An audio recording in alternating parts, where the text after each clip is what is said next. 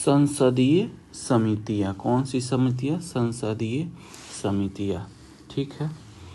जब हम संसद के कामकाज के बारे में पढ़ते हैं तो हमें लगता है कि सब कुछ सदन में बहस से ही होता है, लेकिन सच्चाई यह है कि संसद का असली और गहरा काम संसदीय समितियों के माध्यम से होता है।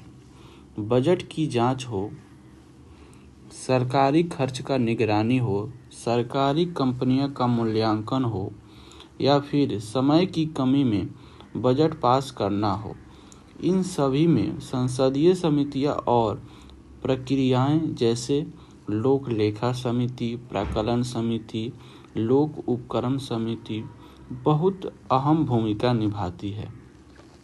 आज हम इन्हीं महत्वपूर्ण संसदीय व्यवस्थाओं को आसान भाषा, स्पष्ट उदाहरण और परीक्षा उपयोगी तरीके से समझेंगे, ताकि न केवल याद रहे बल्कि उत्तर लिखते समय भी सीधे दिमाग में आ जाए। ठीक, तो चलिए शुरुआत करते हैं। संसद में 2 प्रकार की समितियां होती है। संसद में कितने प्रकार की समितियां होती हैं? संसद में 2 प्रकार की समितियां होती हैं। तथ्य समिति या जिसको अस्थायी समिति भी कहते हैं। तथ्य समिति या जिसको क्या कहते हैं? अस्थायी समिति भी कहते हैं। ये समितियां किसी विशेष कार्य हेतु गठित की जाती है। किसी विशेष कार्य हेतु गठित की जाती है और जब गठित करने का उद्देश्य पूरा हो जाता है तो समितियां स्वतः ही समाप्त हो जाती है, यानी कि स्वयं अपने आप ही समाप्त हो जाती है। जब गठित करने का उद्देश्य पूरा हो जाता है तो समितियां स्वतः ही समाप्त हो जाती है। चित्र से समझते हैं कि अस्थायी समिति के बारे में हम बात कर रहे हैं। ठीक है।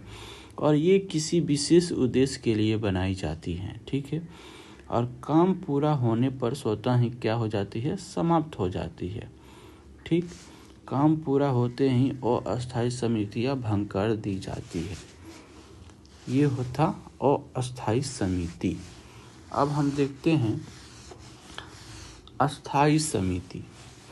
अस्थायी समितियां यह वे समितियां हैं जो सदैव बनी रहती हैं। जो सदैव क्या है? वो बनी रहती हैं। जब इनके सदस्य बदल जाते हैं, जब इनके सदस्य जो हैं बदल जाते हैं, तब भी समितियां अस्थायी रहती हैं। तब भी समितियां क्या रहती है? अस्थायी रहती है। संसदीय समितियां के अध्यक्ष की नियुक्ति, संसदीय समितियां के अध्यक्ष की नियुक्ति लोकसभा का स्पीकर करता है। संसदीय समितियां यानी कि अस्थायी समितियों को संसदीय समितियां कह सकते हैं। संसदीय समितियों के अध्यक्ष की नियुक्ति लोकसभा का स्पीकर करता है? लोकसभा का स्पीकर करता है। इनमें 3 महत्वपूर्ण समितियां होती हैं। इनमें 3 महत्वपूर्ण समितियां होती हैं। संसदीय समितियों में क्या होती है कि 3 महत्वपूर्ण समितियां होती हैं। ठीक, ये हो गया अस्थायी समितियां। देखिए अस्थायी समितियां, ये सारे जो हैं अस्थायी समितियां हैं, बैठे हुए हैं। ठीक है, किसी विशेष उद्देश्य के लिए बनाई जाती है और ये इसके सदस्य अगर बदल भी जाते हैं तब भी ये समितियां बनी रहती है। काम पूरा होते हो अस्थायी समितियां भंग कर दी जाती है और अस्थायी समितियां भंग कर दी जाती है। लेकिन ये तो क्या है? ये है अस्थायी समितियां। ये कौन सी समितियां हैं? अस्थायी समिति। ये अस्थायी समिति नहीं है।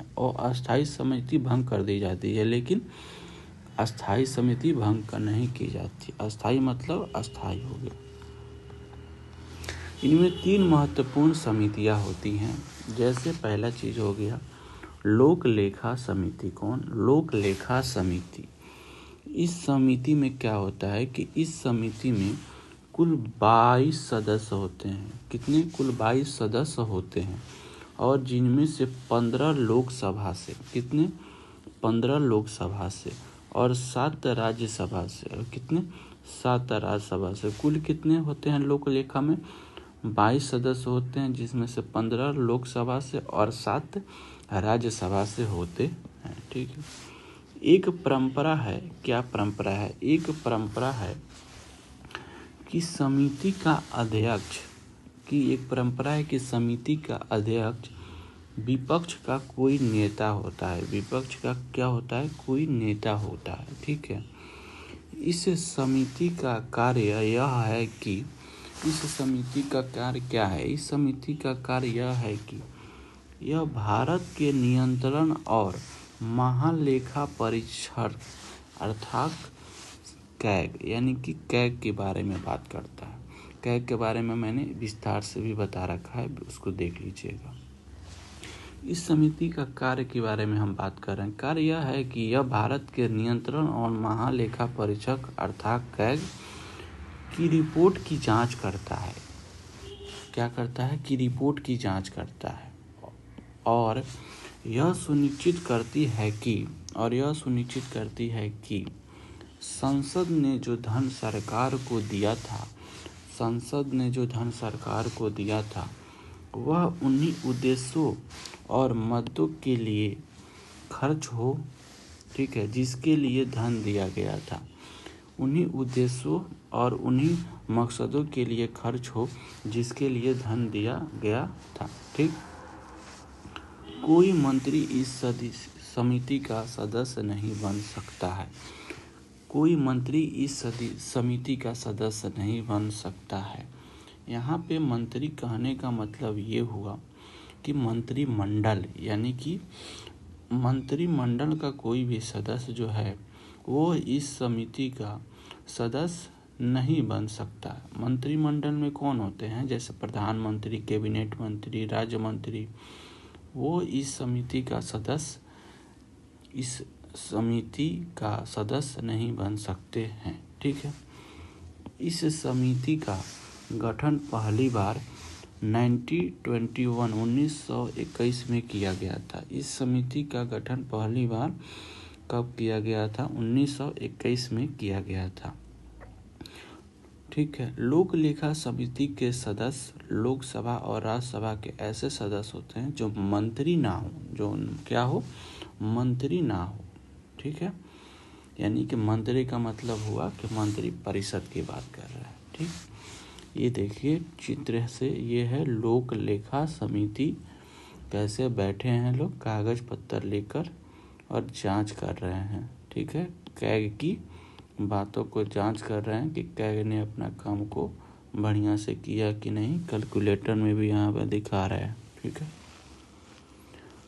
अब बात करते हैं प्राक्कलन समिति। किसकी बात करते हैं? प्राक्कलन समिति। प्राक्कलन समिति,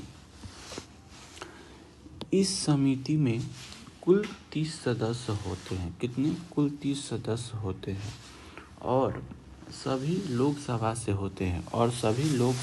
होते हैं। समिति का प्रमुख कार्य यह है कि इसका प्रमुख कार्य क्या है? समिति का प्रमुख कार्य यह है कि वे बजटीय प्रावधानों में मित व्यय, यानी कि कम खर्च करना। मित व्यय का मतलब कम खर्च करना। प्रमुख कार्य यह है कि वे बजटीय प्रावधानों में, ठीक है, मित व्यय बरते हेतु सिफारिश प्रस्तुत करती है। ठीक है। और फिजूल खर्चों पर रोक लगाने हेतु सुझाव भी देती है। यह समिति 1950 में गठित की गई थी, जिसके सिफारिश श्री जॉर्ज मठाई की अध्यक्षता वाली समिति ने की थी। इसका कार्य यह है, ठीक है, कि सरकार ने जो बजट पेश किया है उस पर कम खर्च में कैसे काम हो जाए और फिजूल खर्चे ना हो। इस समिति का मुख्य कार्य यही है। ठीक है। इसकी सिफारिश किसने की थी? इसकी सिफारिश श्री जॉर्ज मथाई की अध्यक्षता वाली समिति ने की थी। ठीक है। प्राक्कलन समिति, ये कौन सी समिति है? प्राक्कलन समिति सरकार के बजट का गहराई से अध्ययन कर रही है। ठीक है, सरकार के बजट का क्या कर रही है? गहराई से अध्ययन कर रही है। ठीक है, अब है लोक उपक्रम संबंधी समिति। लोक उपक्रम संबंधी समिति, ये बहुत ही अच्छा समिति है। ठीक है, इसका गठन 1964 में पहली बार किसने? कृष्ण मेमन समिति की सिफारिश पर किया गया था। किसके सिफारिश पर किया गया था? कृष्ण मेमन समिति की सिफारिश पर किया गया था। किस समिति के गठन? लोक उपक्रम संबंधी समिति का गठन। समिति में कुल 22 सदस्य होते हैं। समिति में कुल 22 सदस्य होते हैं। 15 लोकसभा से 7 राज्यसभा से। 15 लोकसभा से 7 राज्यसभा से। कोई मंत्री समिति का सदस्य नहीं हो सकता है, यानी कि मंत्रिमंडल की बात कर रहा है। कोई मंत्री समिति का सदस्य नहीं हो सकता है।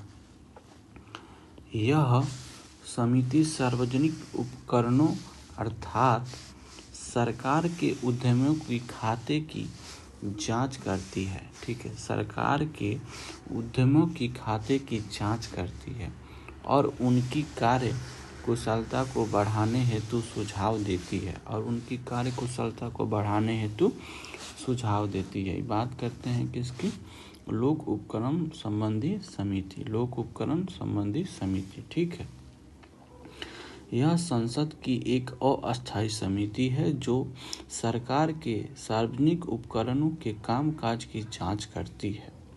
सार्वजनिक उपकरण का मतलब होगा वे कंपनियां या संस्थाएं जिनमें सरकार की हिस्सेदारी हो, जैसे कि LIC। ठीक है, यह समिति क्यों बनाई गई? ताकि यह देखा जा सके कि सरकारी कंपनियां ठीक से काम कर रही हैं या नहीं। मतलब जो कंपनियां सरकार की हैं, सरकार से जुड़ी हैं, वो सरकारी कंपनियां ठीक से काम कर रही हैं या नहीं, पैसे का सही उपयोग हो रहा है या नहीं। ठीक, प्रबंधन में लापरवाही या नुकसान तो नहीं हो रहा है, इसीलिए इसका बनाया गया था। ठीक, मुख्य कार्य इसका मैंने आपको बता दिया। इसका मुख्य कार्य है सरकारी कंपनियां के कामकाज की जांच करे, कै के रिपोर्ट की भी जांच करे। ठीक है, यह देखना कि उपकरणों का प्रबंधन सही है या नहीं, सुधार के लिए सिफारिश देना। ठीक है, ये सारा इसका काम होता है। तो लोक उपक्रम संबंधी समिति संसद की एक अस्थायी समिति है जो सरकारी उपकरणों की वित्तीय और प्रशासनिक कामकाज की जांच करती है। ठीक, सरकार के बजट का गहराई से अध्ययन करती है। सरकार के देखती है कि पैसा फिजूल में तो नहीं खर्च हो रहा है ना। अब बात करते हैं कि संसदीय समिति की उपयोगिता। बात करते हैं संसदीय समिति की उपयोगिता। संसदीय समिति की उपयोगिता क्या है? संसदीय समिति कैसे उपयोग में आती है? ठीक है, संसदीय समिति की उपयोगिता, ये सारे जो लोग बैठे हैं संसदीय समिति, ठीक है, दिए गए विषयों पर गहन जांच करना। कोई विषय होता है उस पर गहन जांच करना जिससे विधायी कार्यों को बेहतर बनाया जा सके। जिससे क्या? विधायी कार्यों को बेहतर बनाया जा सके। संसदीय समितियों का उपयोग, मतलब उपयोग क्यों है? विभिन्न राजनीतिक दलों के मध्य समन्वय स्थापित करना। विभिन्न राजनीतिक दलों के मध्य समन्वय यानी कि तालमेल को बनाए रखना। जटिल मुद्दों पर समितियां तकनीकी सलाह भी लेती हैं। जटिल मुद्दों पर कोई अगर जटिल मुद्दा हो, यानी कि कोई अगर आसान मुद्दा नहीं हो, तो उसमें समितियां तकनीकी सलाह भी लेती हैं। जिससे नीतिगत मुद्दे में कार्यकुशलता आ सके, जिससे नीतिगत मुद्दे में क्या हो कार्यकुशलता आ सके। इसका देखिए सरकार और पिक्चर में सरकार और संसद के बीच मजबूत कड़ी है। ये सरकार और संसद के बीच मजबूत कड़ी है संसदीय समितियाँ, ठीक है। इसका उपयोग दे रहे थे। एक इम्पोर्टेंट चीज, प्रत्येक समितियाँ के सदस्यों और अध्यक्षों का कार्यकाल, जितना भी समितियाँ मैंने बताया, प्रत्येक समितियाँ के सदस्यों और अध्यक्षों का कार्यकाल 1 वर्ष का होता है। कितना? 1 वर्ष का होता है। कार्यकाल 1 वर्ष का होता है।